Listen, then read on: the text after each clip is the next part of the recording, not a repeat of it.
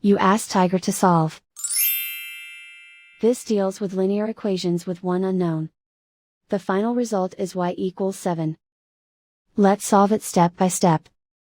Group all y terms on the left side of the equation. Subtract 2y from both sides. Simplify the arithmetic. Group like terms. Simplify the arithmetic.